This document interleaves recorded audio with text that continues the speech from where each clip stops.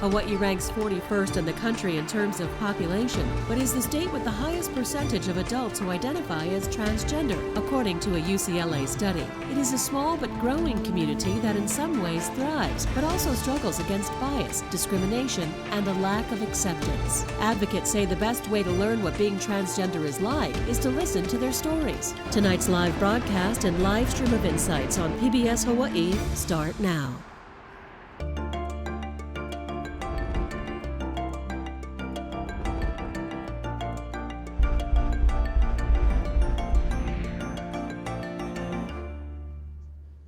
Aloha and welcome to Insights on PBS Hawaii. I'm Elena Hugh.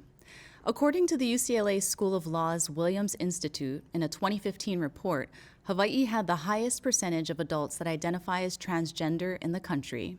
The transgender community's fight for recognition, acceptance, and equal treatment under the law has been a long and complicated journey. While the community may be more visible than ever before, 2021 has seen a record number of bills introduced around the country that directly affect the trans community. Transgender youth are particularly vulnerable. A local study showed that gender nonconforming youth are more likely to attempt suicide, be bullied, use alcohol, deal with depression, and drop out of school. When compared to the rest of the country, Hawaii has a relatively LGBTQ-friendly state in terms of protection under the law and guidelines in schools. Now, is the state doing a good job living up to the mandates prescribed by those policies? We look forward to your participation in tonight's show. You can email, call, or message us with your questions. You'll also find a live stream of this program at pbshawaii.org and the PBS Hawaii Facebook page.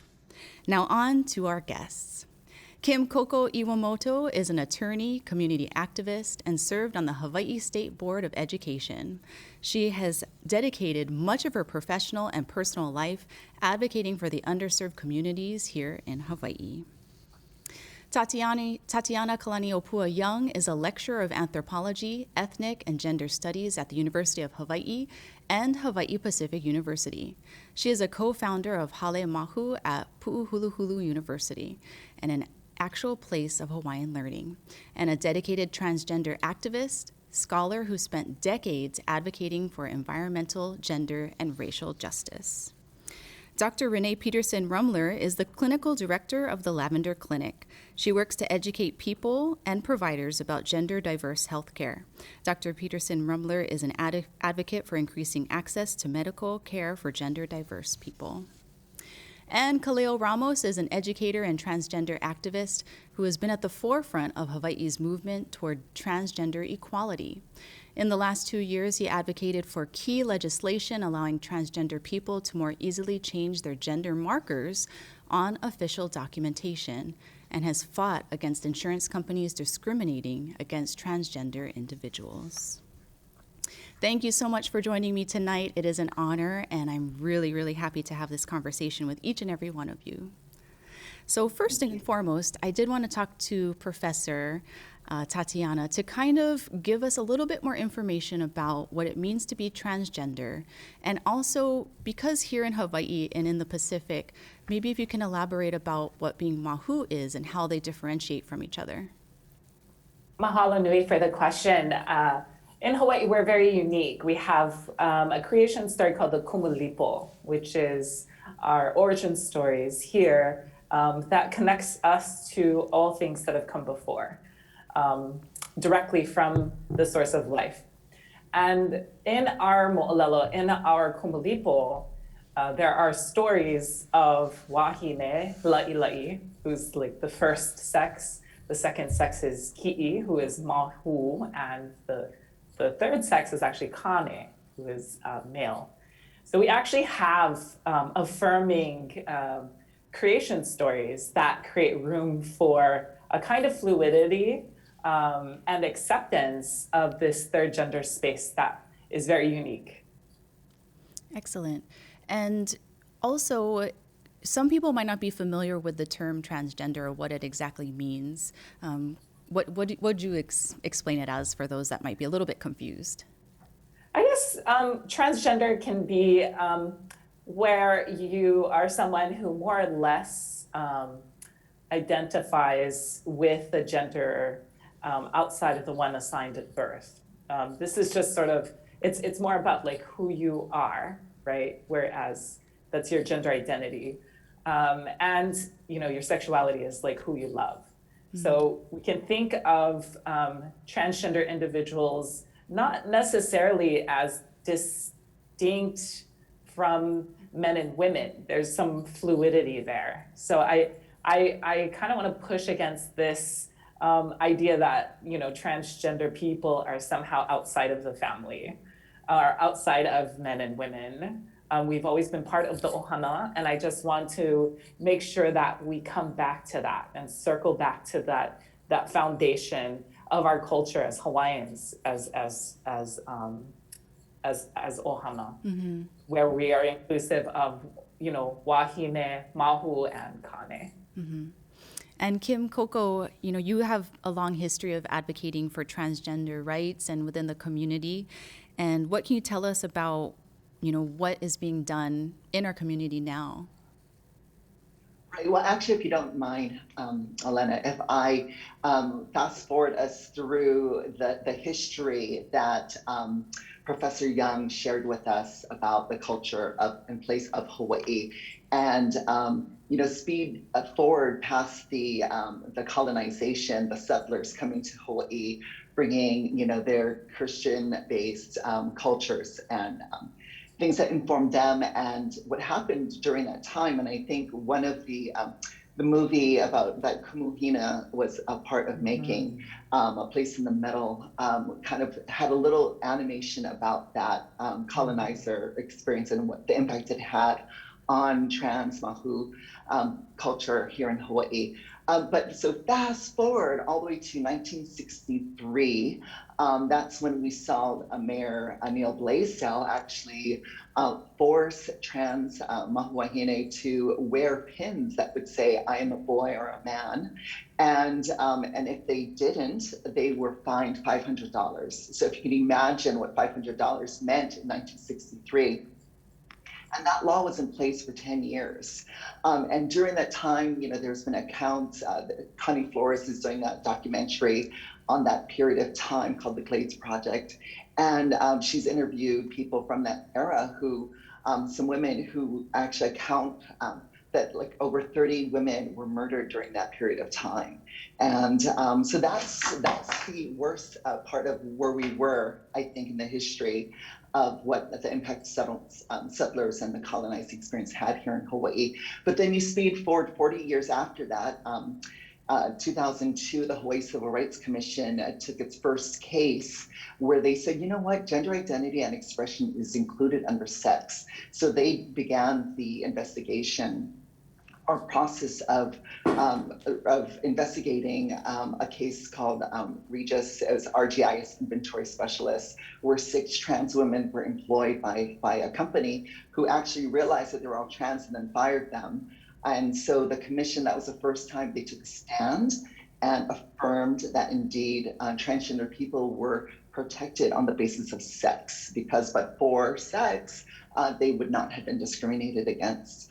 And so that was a state agency making that first move. And then so in 2005, the community activists got together, and this is after the same-sex marriage and all of the constitutional amendment and that very painful time in Hawaii's history. And so they needed some wins, so they turned their focus on the civil rights laws, which is housing, public accommodations, and employment. And so in 2005, it was codified that indeed discrimination on the basis of gender identity and expression is included as discrimination on the basis of sex. And that was 2005 for housing, and and then in 2006 for public accommodations. And then it took a little while longer for employment to get that protections. And then more recently, I'll let Kumu Kaleo actually just discuss some more of the other laws that have passed more recently. Thank you. Yes, so Kumu, you actually have quite a bit of experience when it comes to birth certificate changes. What can you tell us about that? For birth certificate changes, there was two main reasons why we were gonna do three. For youth who needed to show a birth certificate at school in order to to identify or to like to have their to solidify their identity at school and to change all their documents, their school documents, like their um all the official documents in school. And then the second one was for our kupuna. So the kupuna, for them, there was a lot of them who were dying, and when they were dying, their death certificates was saying, you know, like male or female, right? Whatever was on their birth certificate. And so I thought that by them being able to amend their birth certificates, that they would be able to put that on their death certificate later on, you know, when that time comes, and so that they can finally be recognized, you know, as who they were all along. Yeah. And then the last one was for athletes. There was a young girl who really was her ability to play in the US Volleyball Association. It was depending on that birth certificate for her to change it. And so when she was able to change her birth certificate, it actually opened that door for her to play in the US Volleyball Association. And that was a huge goal of hers. And because she was able to do that, she was inspired to do other things like enroll back into college, seek out like higher employment opportunities. But that was in 2015 when we did the birth certificate, when we did that, the law change. It was really difficult because we had a lot of opposition, and sitting through and listening to the opposition saying like, oh, so now we can change our ethnicities, now we can change that, you know, like just making all these comments about it. And then it also was heavy in the media too. And so through the media and social media and all that, people said a lot of mean things, because after a long time, that was the first thing that was hitting our legislative sessions. Yeah. And that followed right after the same-sex marriage, that whole drawn out thing. So what happened was that came right after, so people were already fueled up in on both sides. So but we passed that amendment, and it was a huge success because I was a bit teary-eyed at the end, because when we got the law passed, because I knew the lives that it would change. Like I knew how important that one little marker on the birth certificate was for people who are transgenders. How meaningful is it for you to be able to see in black and white the gender that you identify as? I think like for people who are transgender, well, you know, like before people used to go and change their license, and then, you know, on the application they used to write like M or F, right? Whatever they identify as, and then give to the DMV, and then the DMV used to change it on top of the license, and then realize it's a mistake, and then call you to bring back your license because they need to correct it, right? For those very few moments or those hours, it was so important for that person to see that little M or F on top of their license. And people who are cisgender, they just take it for it. They kind of like, it's just like I'm M or I'm F, and it's like really like nothing. But for somebody who's transgender, that's like so important for them to just see that little marker. So knowing that they could amend or correct their birth certificates in Hawaii, and in Hawaii we have a special law that they don't just make the amendment on the birth certificate where you can see what it was before. They make you a whole new one. And then what they do is they vault your old one. They put it like in this vault, and nobody can have access to it, you know, unless if like there's a court order or something really huge, right? And so for somebody who's transgender, like knowing that process and being able to change it is like so like, I don't even know how to express how meaningful that is for somebody. Like you can bring somebody to tears, because this was a barrier for people like to get jobs and to go to school and to, you know, like it was a barrier for a lot of people.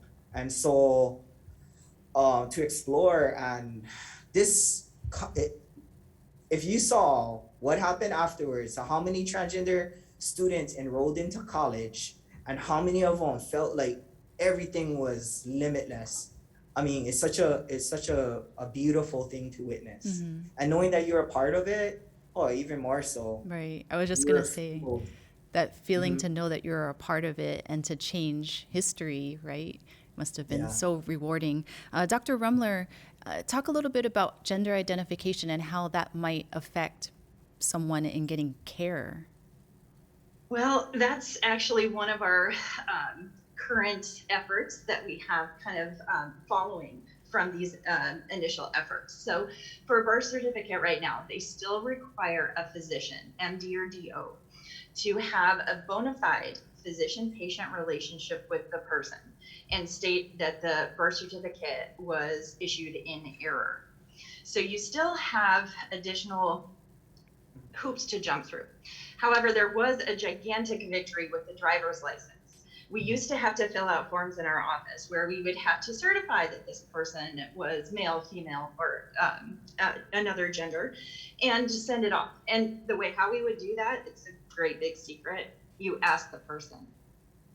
Gender identity is their internal identity. And since in Hawaii, we don't require surgery to change any of these things, it literally is like, well, tell me your story. Great, thank you so much. Here's your form. So, I mean, obviously the physician-patient relationship has medical things that go with it. But in terms of determining gender identity, it's an internal identity. So you get that from the person in front of you.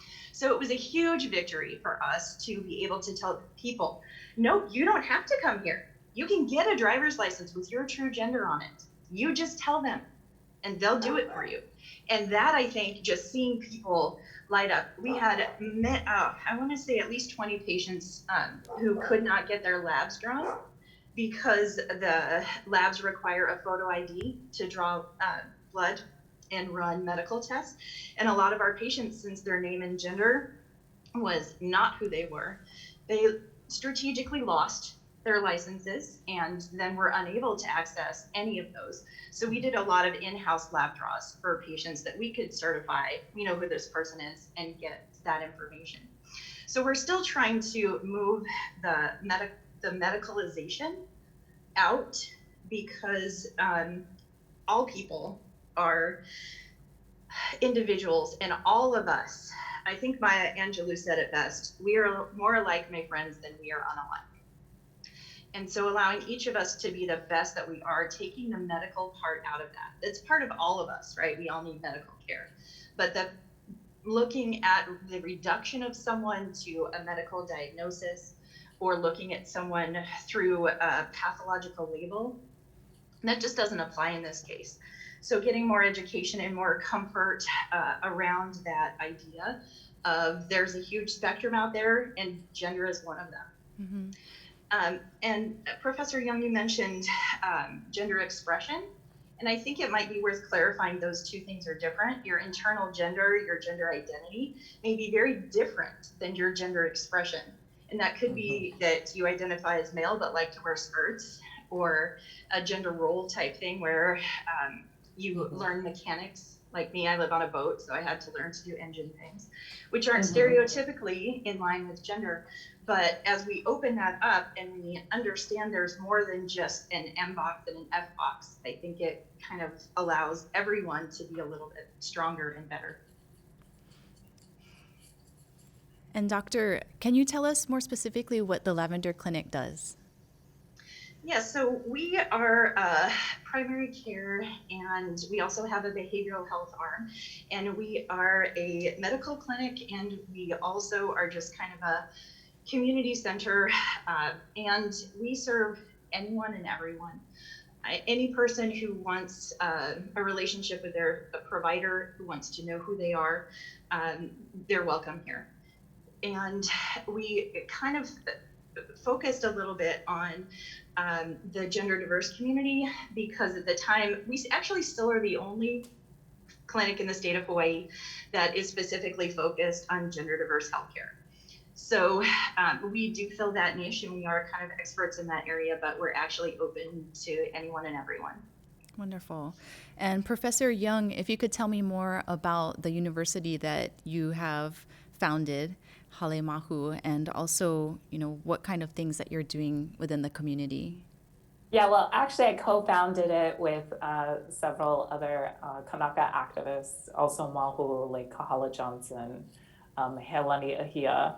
And part of our role there on Top Mauna Kea was to reclaim our creation stories, to reclaim our intersexuality and transgender identity as part of our cultural history.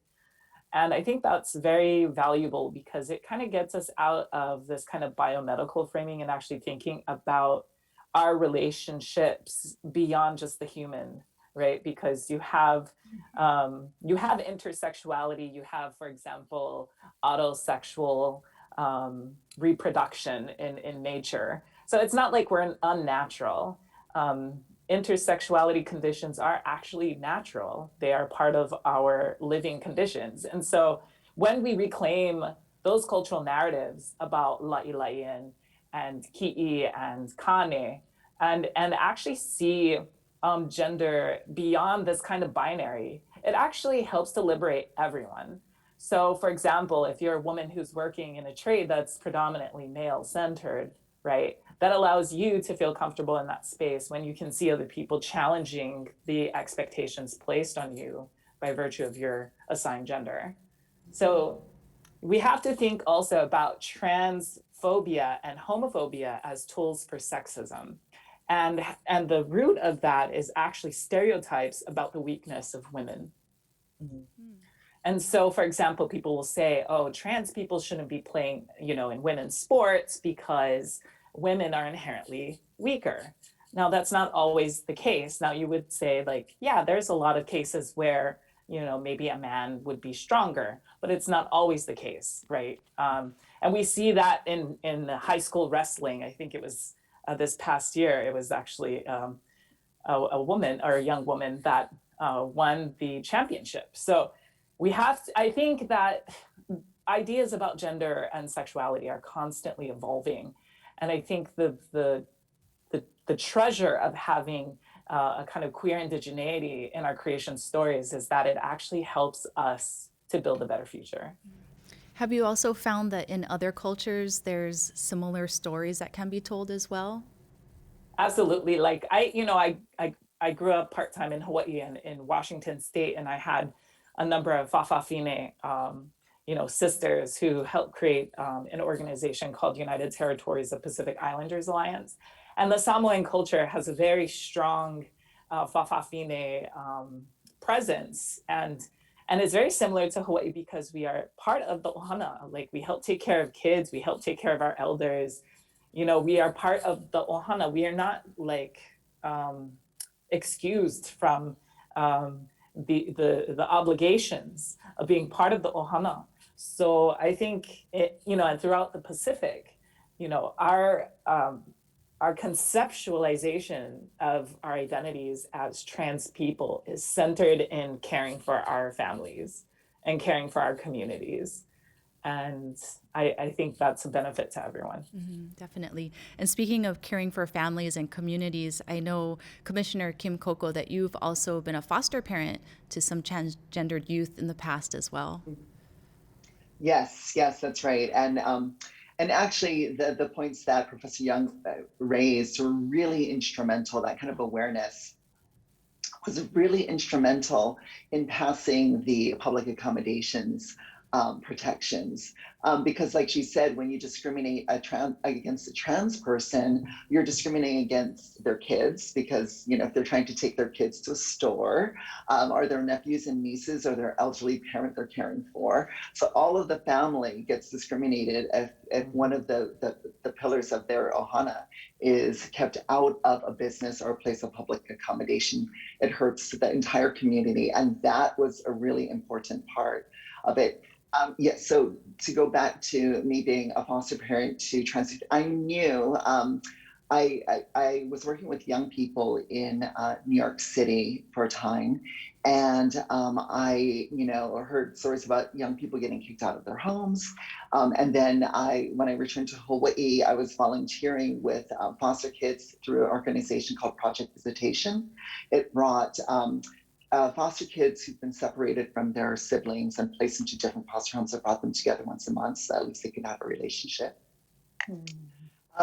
So one of the things that I realized, I knew that there would be, that there was trans young people in the foster care system who weren't being affirmed in their homes, in their foster homes, and which should have been the safest place for them. And indeed, after I got licensed, the social worker, the first young person brought to my home, the social worker acknowledged that she was in a home where the parents, the foster parents, shaved her hair off, and they, read her scripture about how God made Adam and Eve, not Adam and Steve, and they did all of these really abusive things. And in fact, when the social worker discovered what they did to her, they revoked their foster parent license, and so and they put her with me, which was an honor to have. And I still have maintained this is like so many years ago now, like at least 20 years ago, but I still maintain a relationship with all of them to some extent. And and it was through that we're advocating for their experience as students that led me to actually to run for the Board of Education because of the amount of bullying happening in the schools, especially at that time. It was just rampant, and there was no accountability at the Board of Education level. So I said we should change the system from inside, and we're able to pass a lot of new guidelines and so forth. Thank you for doing that and for helping those teens. My understanding also is sometimes it's hard, from the family perspective to accept. And oftentimes they are kicked out of the house and they don't have anywhere to go. Can you guys speak on, what the options are and where our trans teens can go and what kind of opportunities there are for them to grow and thrive in our community now? Maybe Kaleo? Okay, so right now, we're still working on our systems, all our social service systems, because there are still barriers for kids accessing services in these areas. For example, group homes. Group homes are still not open to taking in transgender student or kids that align with how they identify. So if we have a transgender girl, she would not be allowed in an all-female home. She would still have to be in an all-male home. So we're still working. That's something that we're still working on in our social service area. I think that like a long time ago, when Commissioner Iwamoto was talking about the Glades, that time period, during that same time period, I think it was like the 60s, 70s, around there. During that time period, there was like house mothers, and the different parts of the islands, they had like a house mother that would take care of the kids in their areas. And they would grow the children, and the children will grow up, and then they start their own houses.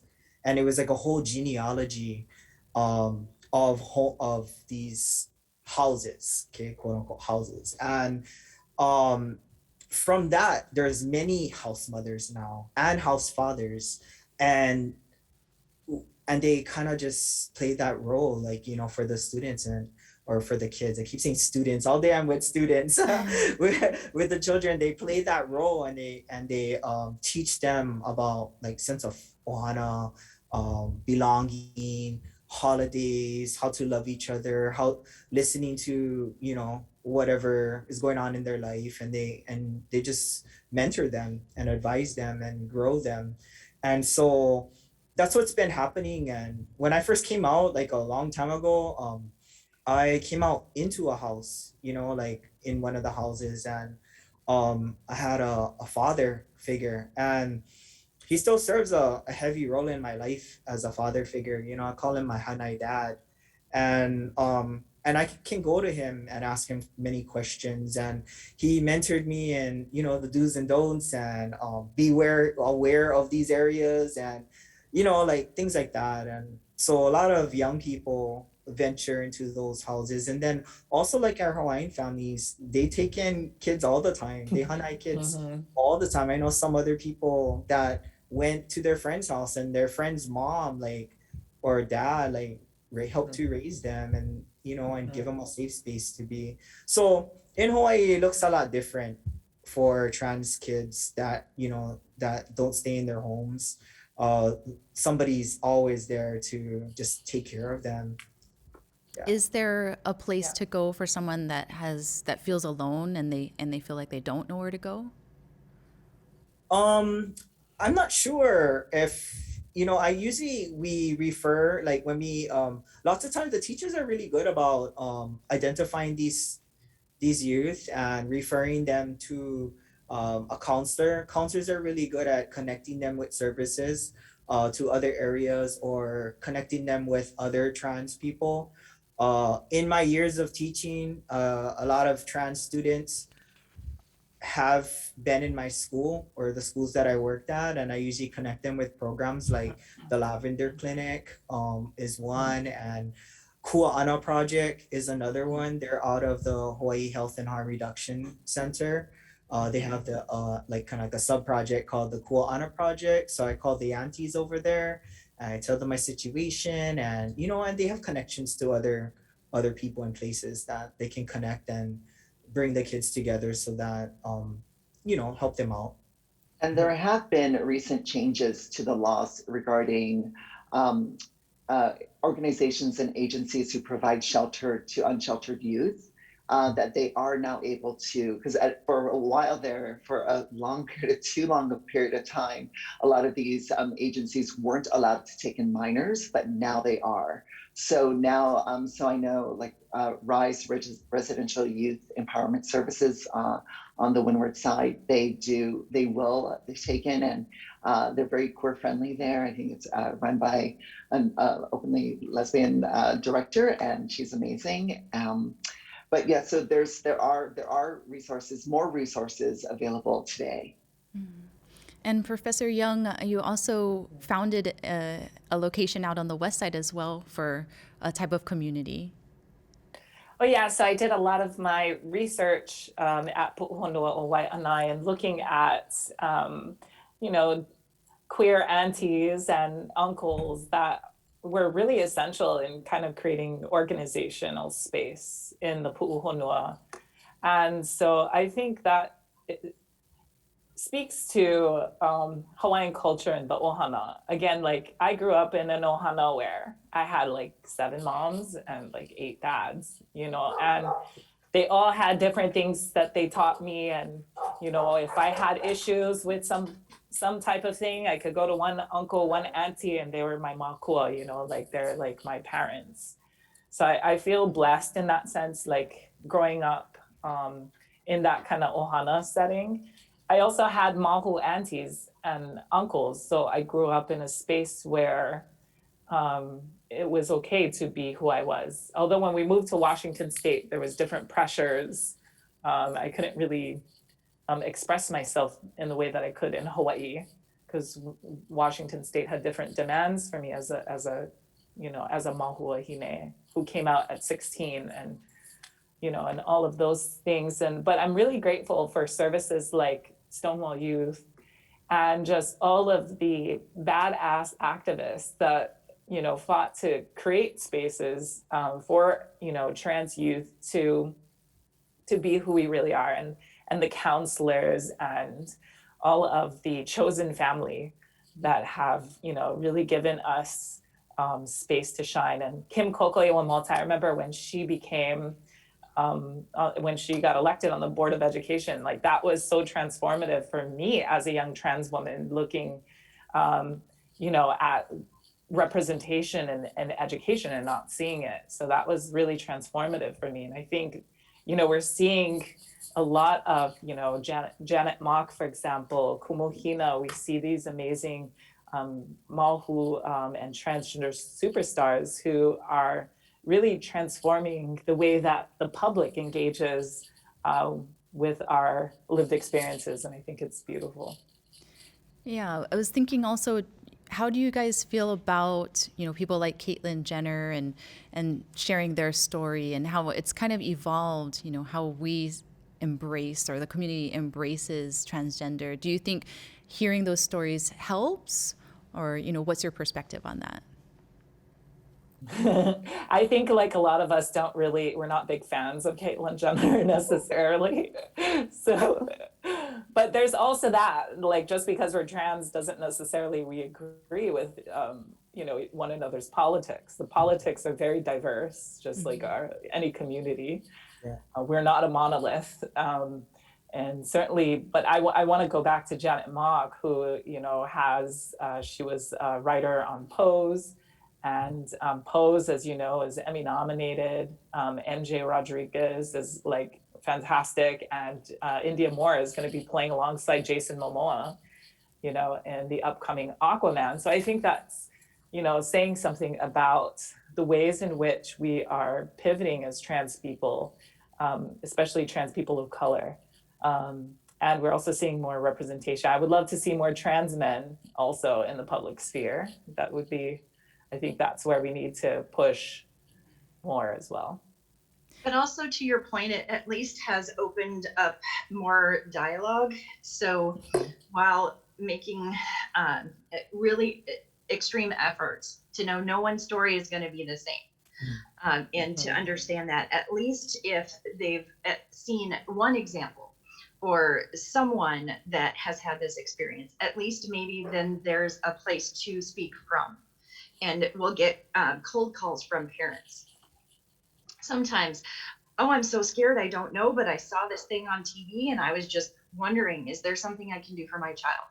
Those are our favorite calls, because that's a parent who loves their kid, who's engaged in doing whatever they can for their child, wherever they are, doing whatever it is that they need. Our youngest patient right now is 4 years old. Clearly not medically transitioning, but in terms of social support, an affirming place to be, knowing when you walk in this door, every person here is going to love you for who you are, or not like you for who you are. But either way, you know that your gender and your expression of that is not going to be an issue. So having, some places where families, people, anyone can come that are safe is one of the places that we're expanding out from, to have more of them for more people, because one place won't fit everyone. So the more choices we have, the better all of us are. So Commissioner, obviously Hawaii being at the forefront of, laws and enacting them, do you think that the state is doing a good job of perpetuating that? Absolutely. Well, Hawaii has, if you recall Laverne Cox on the cover of Time magazine, and they talked about the transgender tipping point. And I think Hawaii's tipping point happened much, much earlier. Hawaii's been on the forefront of so many diversity firsts. For instance, Patsy Mink was the first woman of color to be elected to Congress, and then she went on to pass Title IX, which is obviously just come full circle, and it's actually the Biden administration just affirmed. I think actually the Supreme Court just affirmed Title IX. I'm sorry, the Biden administration affirmed that Title IX does include gender identity, but also the Supreme Court of the United States just affirmed that Title VII does apply. That's the employment protection, the U.S. Constitutional employment protection, that it does protect transgender people as well. So, this wasn't, it's interesting, we make these steps forward, and then something like Trump happens, and then a lot of this progress that we've made gets pulled back. And then, we're grateful that now we have a president who's actually more affirming and just and fair. So yes, Hawaii, I think Hawaii's been ahead of the curve. And I also want to give a shout out to Maui-born and raised actress Candace Cain. Yes, who was on the network, ABC Network's Dirty Sexy Money, and that was in 2007. That was before Orange is the New Black. Also want to shout out to Ari South, who in 2013 affirmed her identity as a trans woman on Project Runway All Stars.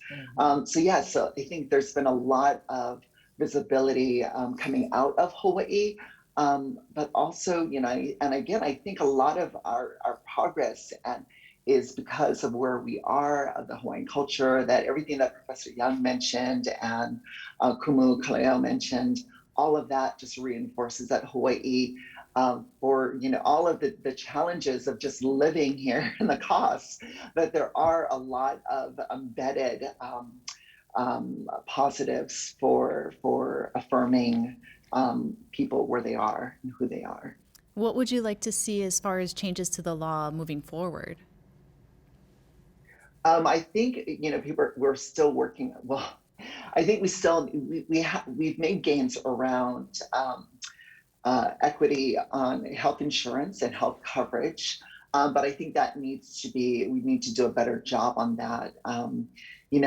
There once upon a time, the insurance companies felt very emboldened to actually put in their riders that they wouldn't cover certain kinds of certain medical services just because the person was trans. Like, they would provide these same services to these non-trans or cisgender people, but if you're trans, you're not going to get that medical care.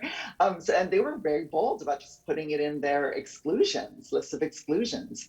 So we've pulled back on that, but I think still the day-to-day operations, the day-to-day administration of the healthcare laws aren't as across the board fair. And I think there are some health insurance companies who are doing better than others, but we definitely need to work on that.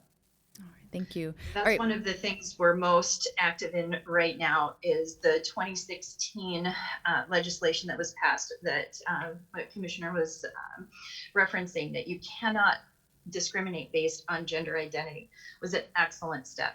And there are many qualifying procedures that people have access to.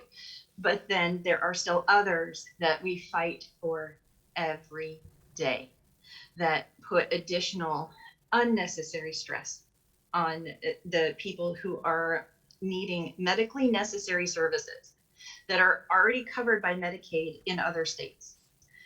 So we just keep working every day to keep expanding that coverage. And we're so thankful for the progress that has been made.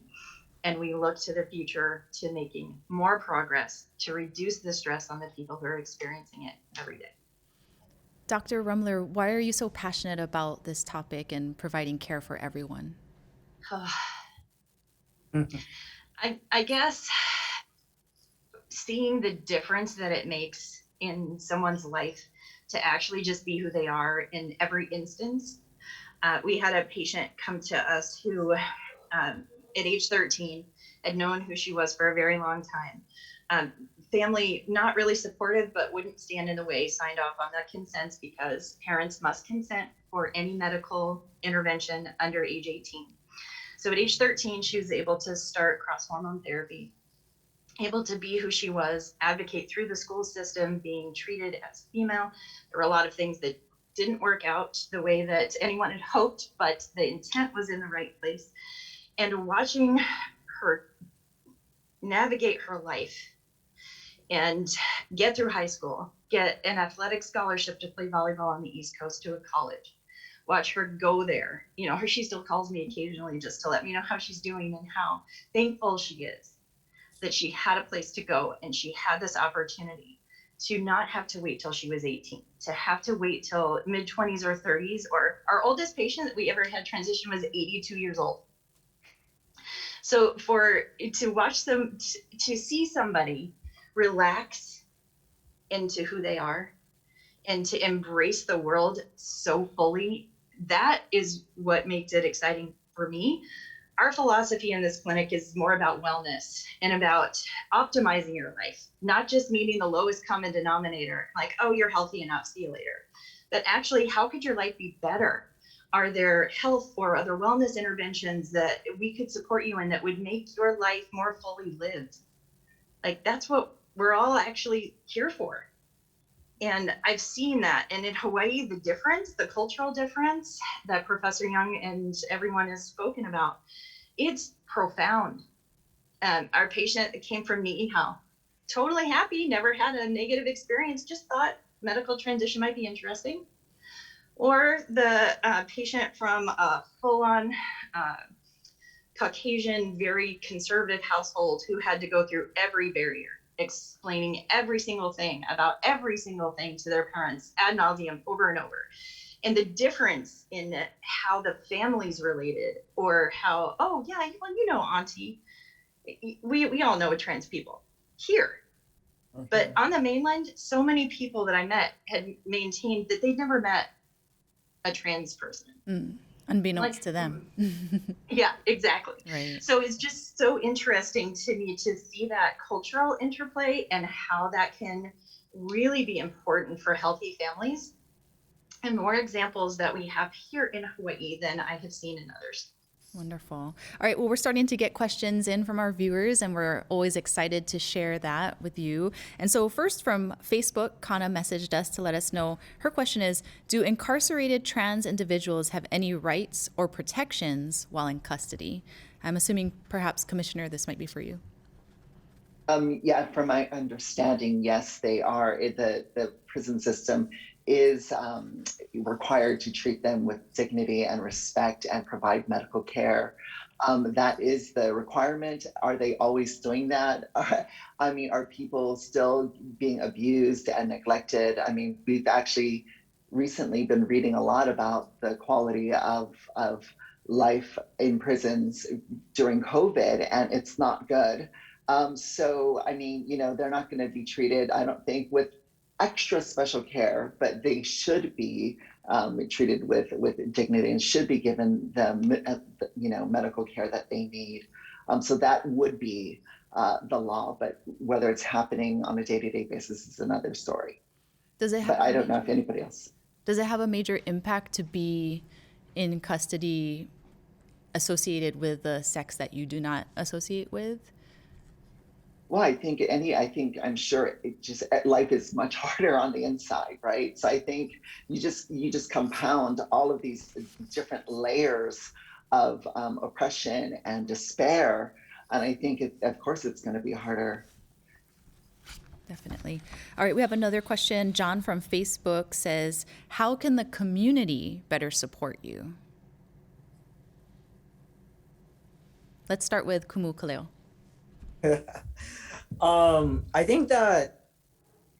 I think when you're an ally to somebody who is transgender, lots of times things like names and gender pronouns, however they identify, those things are important, and also correcting other people.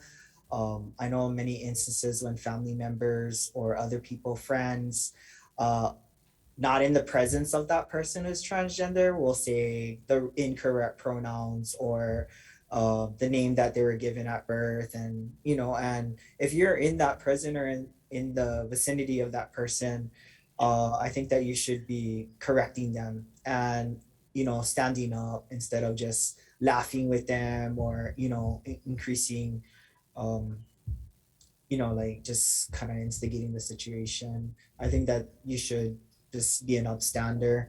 I think lots of times people who are transgender need supports. When legislation comes up, people testifying and supporting in that way. So. Mm-hmm.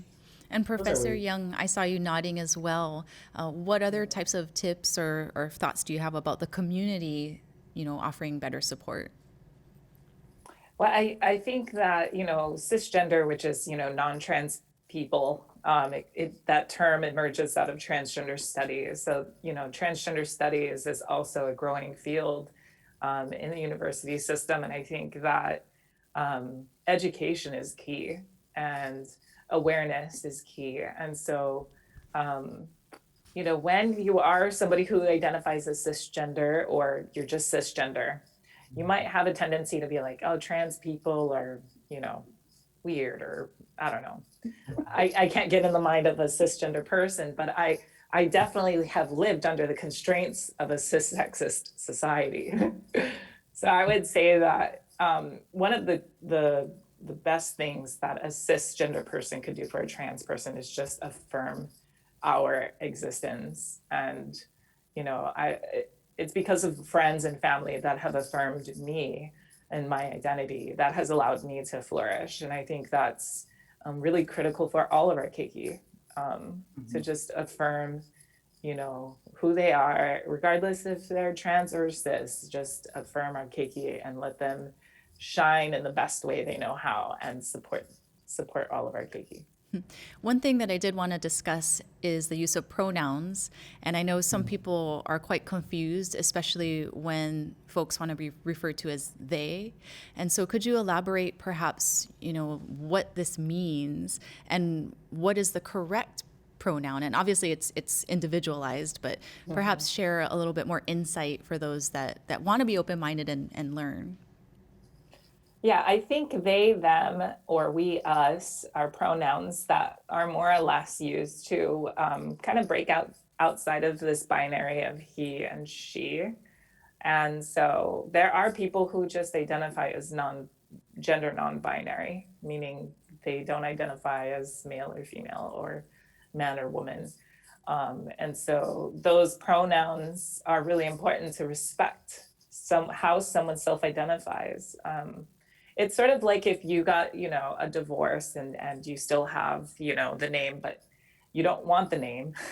And you tell people like, hey, I'm going back to my maiden name. Can you respect that? And, say there's people who keep calling you the name that you don't identify with, like it's going to be annoying. And so we just want to make sure that we're not annoying and that we're doing everything we can to be kind to one another. And if I can just share also, if you're a binary person and you go by she or he pronouns, or a cisgender person going by he or she pronouns, and you're not sure what pronouns the person you're encountering would feel affirmed by, what you do first is you say, hi, I'm Kim Coco, I go by she, her pronouns. So this would include you, Elena. You would say, hi, Kim Coco, I'm Elena. I go by she, her pronouns, if those are the pronouns you go by. So you would first offer yours. You would offer yours by affirming your pronouns that you prefer people to refer to you as.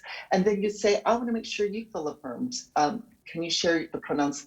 I mean, that's how you begin the conversation. You don't go, what are you?